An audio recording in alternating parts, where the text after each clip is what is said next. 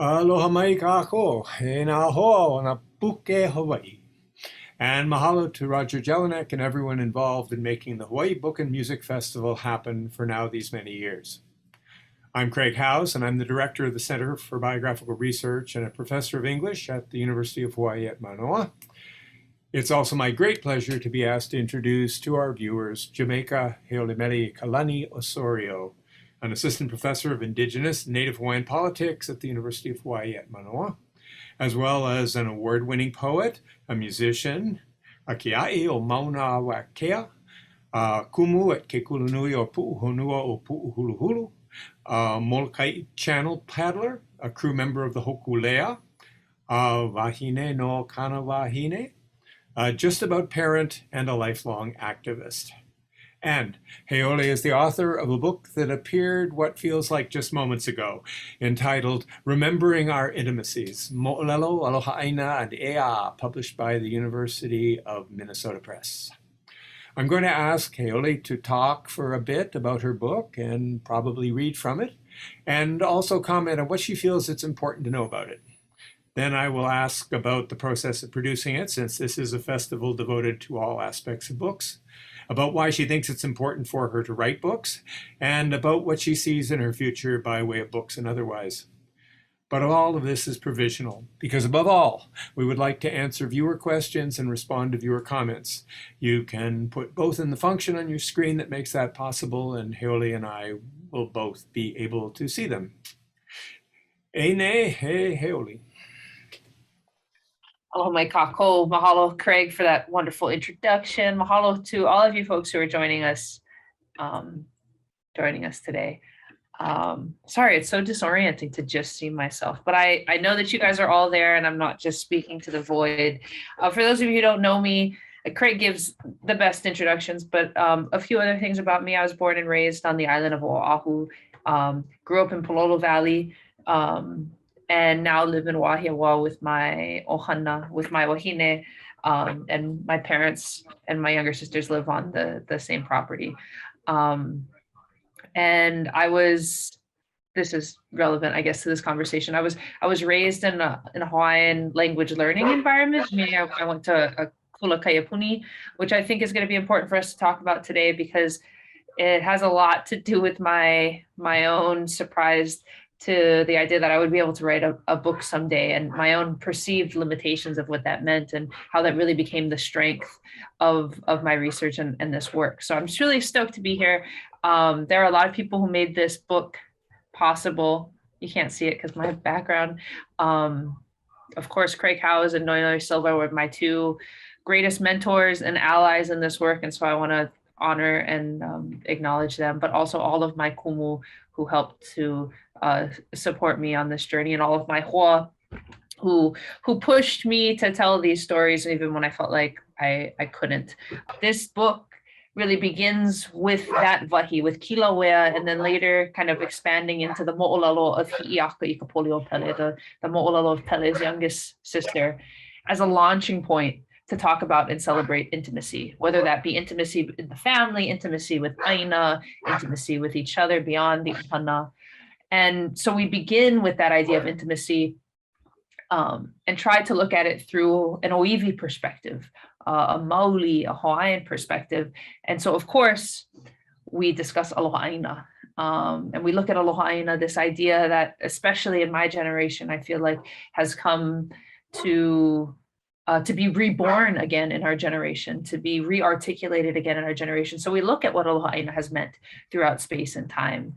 And then really dig into the hi'iaka mo'olelo to have perhaps a more expansive and nuanced discussion of what mo'olelo teach us about aloha ʻāina and what that might teach us about how we build relation with each other, and how we build a nation, and how we talk about governance, and how we talk about things like jurisdiction, or what it means to be a kama'aina, or settler colonialism, or even the most intimate and complicated yet common details of how we arrange our homes, how we think about love and desire and pleasure, and how all of these are conversations that are actually already happening in our mo'olelo. they aren't new conversations, and they take us back to our kupuna. So there's a few kind of big things that I hope the book does. One, I hope the book offers us a new way to think about aloha ʻāina beyond the really simplistic translation of aloha ʻāina as patriotism, and really pushing back on that idea, and paying attention to what patriotism really is and what patriotism is in service to, what kind of nation requires a patriot, and really ask us, well, what are some of our other archives telling us about aloha ʻāina? What does Navahi tell us about what aloha ʻāina is? What does iaka and Pele, what do they tell us and show us about what aloha ʻāina is? So I hope the book is making space for a larger, more expansive conversation of aloha ʻāina, one that will include more of us in its image.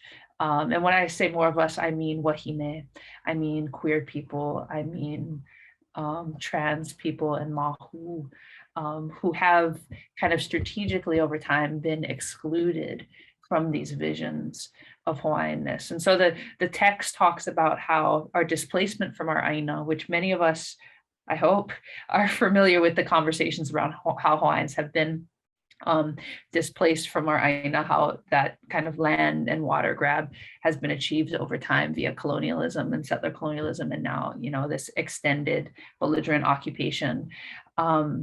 There's been a lot of really wonderful research about that history and present.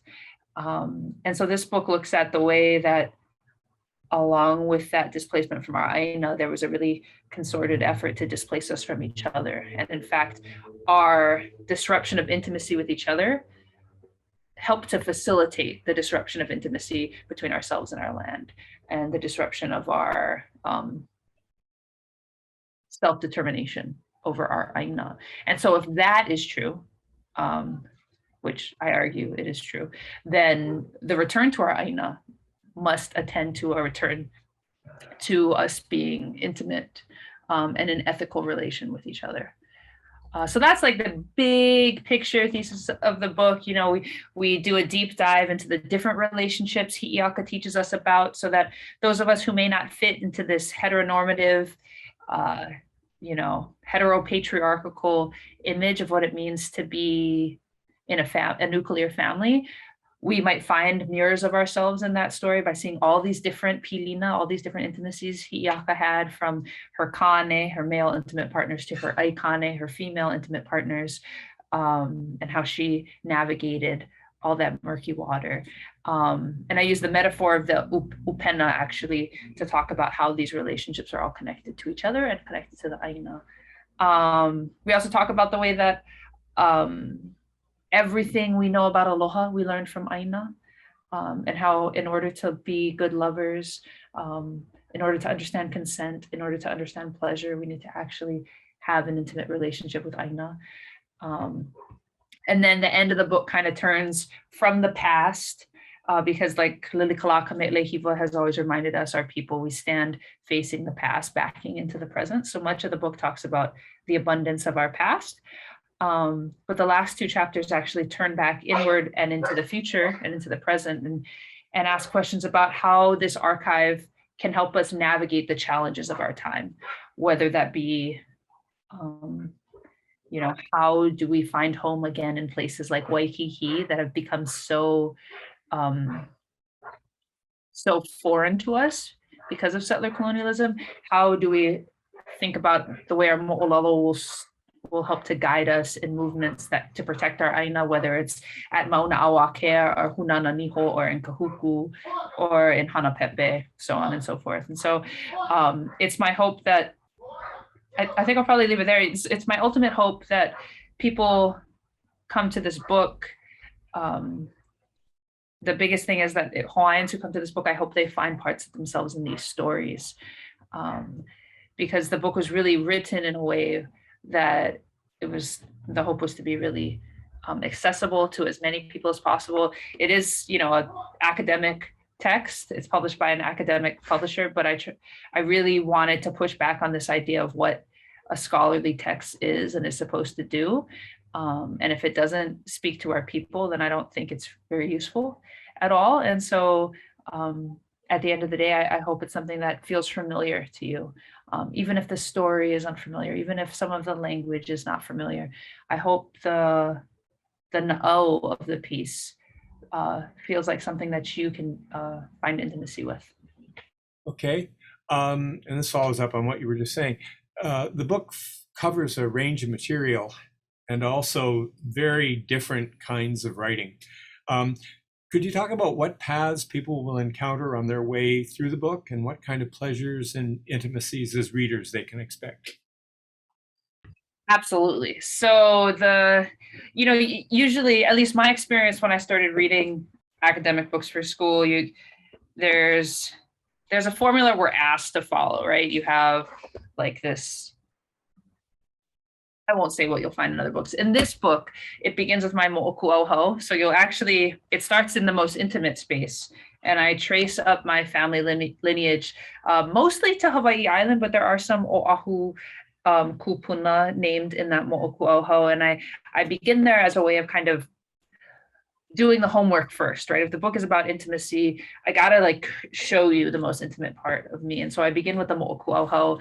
Throughout the text, you'll find what I consider to be more lyric essays, creative nonfiction essays, like the one that I read for today. So these are hopefully the kind of pieces that people will be hungry to pull you into the more scholarly analysis that's happening in other chapters.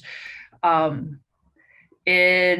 are 6 formal chapters in the book. And the first is an extended introduction and talking about redefining aloha ʻāina and kind of laying out some of the literature reviews. So if folks are interested to know what kind of academic fields this book is trying to talk with and talk back to, that happens mostly in the first chapter.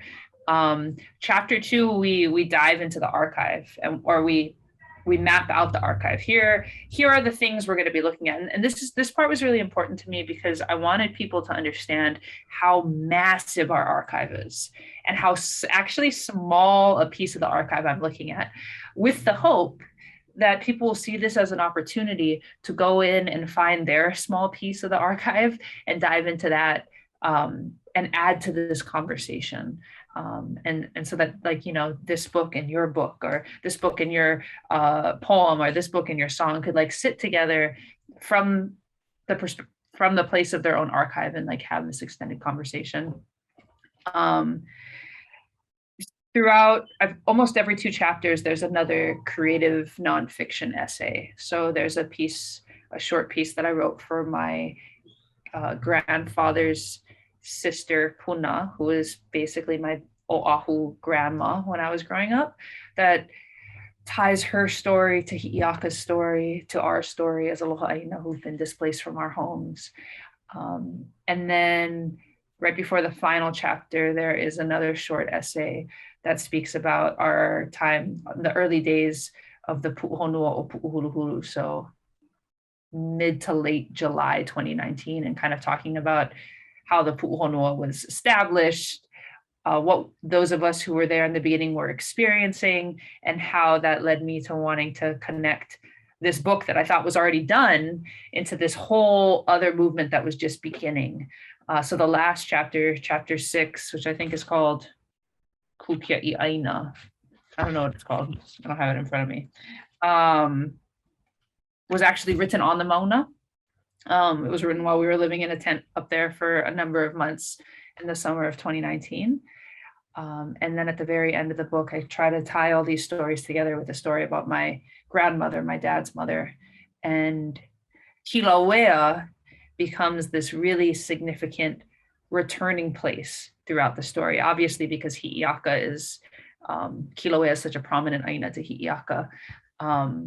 But it also becomes, I realized through the writing of the story, how Kilauea is such a prominent ʻāina in my own family. So there's this, what you should expect is that there's this braiding of mo'olelo, Hi'iaka's mo'olelo, this academic analysis mo'olelo, and then what I believe to be like a really intimate mo'olelo of my life as a young-ish queer Hawaiian woman who as a child, didn't really see myself represented in our own conversations about what it meant to be Hawaiian.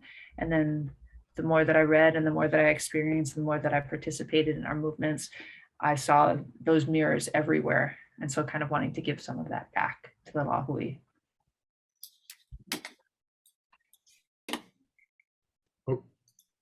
Okay, and that follows in perfectly with the first question we've got, which asks, can you share more about how queer people can see ourselves in the Pele and Hi'iaka Mo'olelo?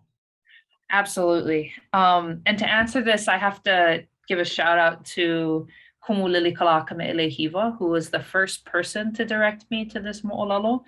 When I met with her I was like a junior in college, and I told her that I wanted to write a thesis, but I had no idea what I wanted to write about, and I don't really know what I'm doing, and I don't know what's going to capture my attention for a whole school year.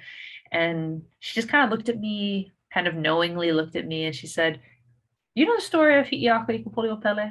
And I was like, well, yeah, of course I know the story. I went to Kaiapuni, like that's the younger sister. She goes off, she gets Pele's lover. There's a whole battle and all of that stuff, right? And she's like, have you ever read the story? It's like, no, I never read the story. I just learned about it in school. She said, you should go back and read the story in Hawaiian. Don't read Emerson's version. Like, go find any Hawaiian version, go read it. And look for hopoi. I think you'll find something in there that you'll want to write about. But you know the kind, like when the auntie, like she knows all the answers, but she's not going to tell you the answer, right? She's just like, go figure it out. And so I went and I found Ho'olumahiehie's version of Hi'iaka i Kupolio Pele because Avaiaulu had translated it, but they also printed the Hawaiian. So it was the most accessible version, right? I didn't have to go onto Papakilo. There were diacriticals that made it easier for someone who was just entering into reading Hawaiian mo'olelo. And what I found was incredible, right? So anytime, if you know anything about this story, most people don't even know who hopoi is. And if they do know who hopoi is, they know because they're kumuhula or they're a part of a halau, because hopoi has this really important place in our hula mo'olelo and genealogies. But in the mo'olelo of Hi'iaka i Kupolio Pele, hopoi is one of the most significant characters. She's Hi'iaka's lover. She is this person that Hi'iaka continues to reflect back to all the while she's on her journey. And she is in many ways the reason that there's an epic battle between Hi'iaka and Pele towards the end of the mo'olelo, because Pele has killed Hi'iaka's lover, hopoi, while Hi'iaka was off on this journey fetching lohiau. So there's that very obvious connection, very obvious kind of mirror for queer people to see, like, look at this celebrated same-sex relationship in this mo'olelo. There are also other same-sex relationships in the mo'olelo. Kauakahiapo'oa and lohiau, Pele's lover, are aikane as well. And, if you read some of the Hawaiian versions of the story, it's very clear that they have a very intimate relationship, both sexual and not sexual. So there's that mirror. And for me, as like a 20-something-year-old, that was enough for me to feel affirmed. Like, oh, look, here I am in this story that contradicts everything that I've been told about what it means to be Hawaiian. Because I was kind of shown that to be Hawaiian is to have like to ho'olulahui in a really particular way, right? The male and the female partners make babies. They may not have to get married, but like there was an expectation for that. But the other way queer people will see ourselves in this mo'olelo is the mo'olelo and the aikane relationship itself is really just an entry point to see all these different pilina, not just this one great example of a same-sex relationship, but all the different ways our kupuna related to each other, all the different kinds of relationships they took on, and how there was no compulsory monogamy, right? There was no overarching expectation that in order to be a good, virtuous person, you are in a monogamous relationship, a heterosexual relationship. Those things were as foreign to our kupuna. That idea was as foreign to our kupuna as land ownership. So if that was foreign and not an expectation, what was the expectation? the expectation is that you understand your kuleana to your intimacies, that you uphold that kuleana, that you respect consent, that you respect pleasure. And these kinds of things, while they require a more deeper reading to kind of see the expanse of them, but what they really show us is it's not just our queer people who can see ourselves in the pele and iaka mo'olelo. They show us that there's a completely different way to organize our society, and that marriage and compulsory monogamy and compulsory heteronormativity, all of that stuff is not really an Oiwi, an Indigenous or Hawaiian idea. In fact, that was an idea that was implanted into our community to organize us in a way that served a very particular kind of nation state. And so I think the story in this book, at least, is saying, like, the story is asking us to have a little bit more vision, have a wider imagination for how we might see our community and honor our community, so that we're not just tolerant of our mahui, as Akea Kahikina might say, of our queer lahui, but we understand that all of these relationships are actually what make us a lahui. And we cannot just forsake and erase parts of that and then still call ourselves kanaka. That's a part of the fabric of who we are. Okay, the book's not for Rick Belangiardi. I think we can all agree with that. But I would like to ask what you see the relation or the value of this book is in relation to those people who are beyond and not part of the lahui. That can include other people who are not part of the lahui, but involved in very, very similar issues. And I know those are very important to you. But just more generally, the population of Hawaii, is it not for anyone outside the lahui as well? Or how does that work? Yeah, great question. This is one of the things I actually try to talk about in the book. In chapter 5, we kind of zero in on a few very specific relationships, and one of them being the kama'aina. And kama'aina is a word that has been stolen and misappropriated by the state of Hawaii to mean, anyone here with a local address. But we know the people living in Hawaii, right? Hawaiian and non-Hawaiian. We know that there are plenty of people with property in Hawaii who are not kama'aina, who do not have the interest of those full-time residents who live here, who work here, who struggle here. And so the first thing I'll say, kind of directly to this question, yes, my immediate audience, the people I'm always writing for first, are my fellow Kanaka. That's just how I'm oriented. That's just, it's first a love letter to my lahui. But there are also people in our lahui who are not Hawaiian. There are a number of allies and co-conspirators, and settler allies who've put in a lot of work and a lot of aloha into these movements. And so this book is also to you folks who love Hawaii. And then there are folks beyond that, right, who may not consider themselves allies yet, but they're here. You're here. You are benefiting from this bountiful ʻāina, from her wonderful waters. And so you too have kuleana, right? You too have responsibility. And so, yeah, there's stuff in this book that's for you too. And there are some of my own ideas of what it means to work in ethical relation with Native people when living on stolen Native land. But if you're here, you're working here, and you want to be a part of a more ethical, more just, more kind and compassionate future in Hawaii that centers the relationship between Hawaiians and our ʻāina, then the book's for you.